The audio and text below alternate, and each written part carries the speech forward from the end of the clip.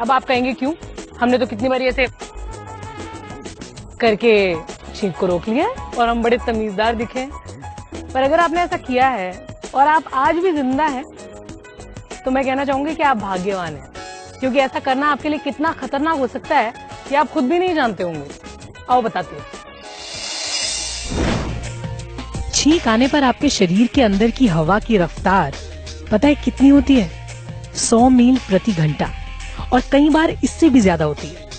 अब सोचिए कि इतनी तेज रफ्तार को आप रोकने की कोशिश करके कितनी भारी गलती करते हैं। सर्दी खांसी होना बहुत आम चीज है। मौसम बदला नहीं कि नाक पनीली महसूस होने लगती है, फिर चीखते चीखते जान आफत में आ जाती है। सबके साथ यही होता है। कई बार आप जब लोगों के बीच होते हैं तो नाक दबाकर, मुंह दबाकर छींक को रोक लेते हैं, ज्यादा तमीजदार बनने की कोशिश करते हैं ना। अगर आपको भी ऐसा करने की आदत है तो मैं बता दूं, इसे छोड़ दीजिए। कहीं आपके साथ भी वैसा ना हो जाए जैसा एक 34 साल के आदमी के साथ हुआ। उसे छींक आ रही थी, इसे रोकने के लिए उसने नाक पकड़ी, मुंह बंद किया और छींक को रोक लिया। छींक को बाहर निकलने की जगह ही नहीं मिली। इससे गले के पीछे और जोर पड़ा और वहां छेद हो गया। छींक के फोर्स के कारण गले की नाजुक मांसपेशियों में छेद हो गया। जाहिर है उसे बहुत दर्द हुआ होगा। ना कुछ बोल पा रहा था, ना कुछ निकल पा रहा था। फिर उसे अस्पताल ले गए। वहाँ करीब 1 हफ्ते तक उसका इलाज हुआ। डॉक्टर ट्यूब की मदद से उसके अंदर लिक्विड डाल रहे थे, खाना डाल रहे थे, क्योंकि वो कुछ भी निगल नहीं पा रहा था।